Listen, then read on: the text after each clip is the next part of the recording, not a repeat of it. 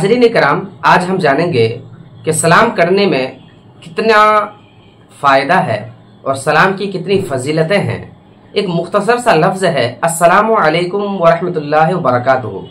कहने में तो बहुत ही सादा सा लफ्ज़ है, सिंपल सा लफ्ज़ है, लेकिन इस लफ्ज़ सलाम के अंदर कितना दर्स मौजूद है, कितना अमल मौजूद है, कितनी सलामती मौजूद है, आप जानकर हैरान हो जाएंगे। लिहाजा इस वीडियो में आप बने रहें और सुनते जाएं सलाम की फजीलत। एक मुख्तसर सा लफ्ज़ है, बस इसी टॉपिक पे आज थोड़ी देर में आप लोगों के सामने रूबरू हुआ हूँ। गौर से समाअत कीजिए, कोशिश कीजिए कि हमें अल्लाह पाक हम सबको इन बातों पर अमल की तौफीक बख्शे। देखिए, अल्लाह तबारक व तआला कुरान मजीद फुरकान हमीद के अंदर इरशाद फरमाता है, व इज़ा दखलतुम बुयूतन फसल्लिमू अला अनफुसिकुम, कि जब तुम में से कोई घर में दाखिल हो तो अपनों को सलाम करें। और एक आयत मुबारक में अल्लाह पाक फरमाता है, वइज़ा हुय्यितुम बितहिय्यतिन फहय्यू बिअहसन मिनहा औ रुद्दूहा इन्नल्लाह काना अला कुल्लि शैइन हसीबा, कि जब तुम्हें कोई किसी लफ्ज से सलाम करे तो तुम उससे बेहतर लफ्ज उसके जवाब में कहो या वही कह दो, बेशक अल्लाह हर चीज पर हिसाब लेने वाला है। अल्लाह तबारक व तआला और उसका रसूल सल्लल्लाहु अलैहि वआलिहि वसल्लम हुक्म फरमाता है मोमिनों को कि मोमिन को सलाम करे। और सहाबे किराम रज़वानुल्लाहि ताला अलैहिम अजमाइन की ये बड़ी ही प्यारी सुन्नत है, मेरे आका अलैहिस्सलातु वस्सलाम की बड़ी ही प्यारी सुन्नत है। और देखिए कि सलाम के अंदर कितना बड़ा दर्स मौजूद है कि सलाम करने वाला अपने भाई की खैर व आफियत चाहता है, इज्जत व आबरू की हिफाजत चाहता है, उसके जान माल इज्जत व आबरू सब अल्लाह के हवाले करता है। मेरे मोहतरम सामईन और नाजरीन, बड़े ताज्जुब की बात है कि आज सलाम में हम इस कदर पीछे हो गए हैं। सलाम की फजीलतों से, बरकतों से हम नावाकिफ होने की वजह से सलाम करने में हम पहल नहीं करना चाहते। आप देखिए सलाम करने की कितनी फजीलत है। ये हदीस पाक सियाह सित्ता की है। मेरे आका अलैहिस्सलातु वस्सलाम फरमाते हैं कि तुम में से कोई भी शख्स मोमिन नहीं हो सकता जब तक कि वो जो है एक दूसरे से मोहब्बत न कर ले।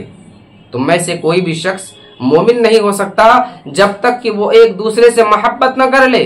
और नबी फरमाते हैं कि क्या मैं तुम्हें ऐसी चीज न बताऊं कि जो तुम करने लगो तो आपस में मोहब्बत करने लग जाओ, और वो ये कि तुम सलाम को आम करो, सलाम को फैलाओ।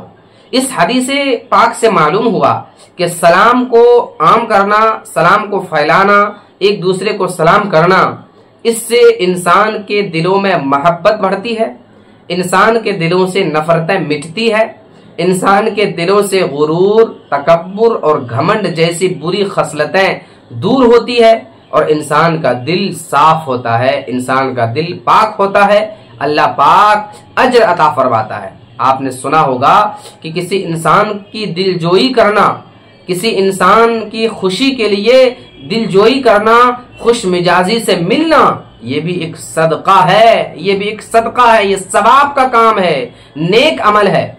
लेकिन कितने ताज्जुब की बात है कि आज हम इन बातों से, इन अमलों से पीछे हैं। आइए मैं आपको सुनाऊं सही बुखारी शरीफ की हदीस पाक, सही मुस्लिम शरीफ के अंदर ये हदीस मौजूद है। मेरे आका अलैहिस्सलातु वस्सलाम की बारगाह आलिया में एक सहाबी हाजिर खिदमत हुआ और अर्ज किया कि या रसूलल्लाह, इस्लाम में सबसे बेहतर अमल कौन सा है? इस्लाम में सबसे बेहतर अमल कौन सा है?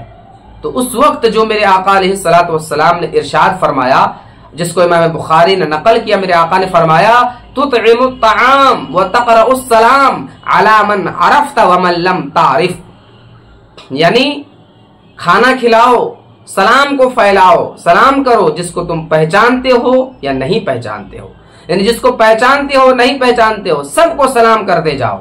जरूरी नहीं कि सलाम करने के लिए पहचान हो, सलाम करने के लिए कोई मकसद दुनिया हो, नहीं, बल्कि सलाम को आम करो और खाना खिलाओ।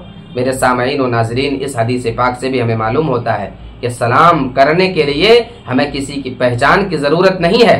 हाँ, अगर कोई गैर है, अगर कोई बदअकीदा लोग हैं जिसने अपने अकीदे को खराब कर लिया है, कुरान और हदीस से जो हट गए हैं, उनको हम सलाम नहीं कर सकते। शरीयत हमें इजाजत नहीं देती कि हम उन्हें सलाम करें। हाँ, उनके लिए कहें अस्सलामु अलैकुम, अला मन इत्तबअल हुदा, यानी कि अल्लाह ताला तुम पर सलामती फरमाए और तुम्हें नेक हिदायत अता फरमाए, ये हम कह सकते हैं। सामईन व नाज़रीन, मैं एक बड़ी ही प्यारी हदीस सुनाता हूँ। सलाम करने का सही लफ्ज और सलाम करने का तरीका जो मेरे आका अलैहिस्सलाम ने फरमाया, कि जिसको सदर शरिया हजरत अल्लामा मौलाना मुफ्ती अमजद अली आज़मी अलैहि रहमा अपनी किताब इस्लामी अखलाक व आदाब सफ़ा 108 के अंदर इरशाद फरमाते हैं। हदीस की रोशनी में फरमाते हैं कि मेरे आका अलैहिस्सलाम ने इरशाद फरमाया कि जब अल्लाह तबारक व ताला ने हजरत आदम अलैहिस्सलाम को पैदा किया तो हजरत आदम अलैहिस्सलाम का जो है कि हाइट 60 हाथ लंबा, 60 हाथ लंबा था। इतने लंबे हजरत आदम अलैहिस्सलाम थे। फिर फरमाया अल्लाह ताला ने, ए आदम जाओ इन फरिश्तों के पास और उन्हें सलाम करो, और जो ये जवाब में कहेंगे तुम्हारी औलादों तुम्हारी औलादों का वही जवाब होगा। हजरत आदम अलैहिस्सलाम गए, कहा अस्सलामु अलैकुम।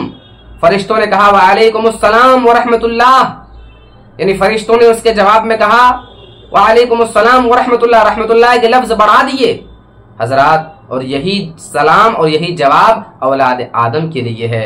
मेरे आका अलैहिस्सलाम की एक बड़ी प्यारी हदीस है, जो जितना ज्यादा काम करेगा उसको नेकियां उतनी ज्यादा मिलेगी। यानी मेरे आका फरमाते हैं, मेरे आका की बारगाह में एक शख्स आया, कहा अस्सलाम वालेकुम। मेरे आका ने फरमाया वालेकुम अस्सलाम। वो बैठ जाओ, बैठ गया। सरकार ने फरमाया इसके लिए 10 है, यानी इसके लिए 10 नेकियां है। दूसरा आया, कहा अस्सलाम वालेकुम व रहमतुल्लाह। मेरे आका ने फरमाया वालेकुम अस्सलाम व रहमतुल्लाह, बैठ जाओ, बैठ गया। सरकार ने फरमाया इसके लिए 20 है, यानी इसके लिए 20 नेकियां है। तीसरा शख्स आया, कहा अस्सलामु अलैकुम व रहमतुल्लाहि व बरकातुहू। सरकार ने फरमाया इसके लिए 30 है, यानी 30 नेकियां है। इमाम बुखारी की एक रिवायत में है, एक शख्स आया, कहा अस्सलामु अलैकुम व रहमतुल्लाहि व बरकातुहू व मगफिरतुहू। सरकार ने फरमाया इसके लिए 40 है, यानी 40 नेकियां है। मालूम हुआ काम जितना ज्यादा होता है सवाब भी उतना ज्यादा होता है। लेकिन जरूरी है कि हम पहले उस पर अमल करें, उसको काम करें। और याद रखें, सलाम करने में कोई दुनियावी मकसद नहीं होना चाहिए। ये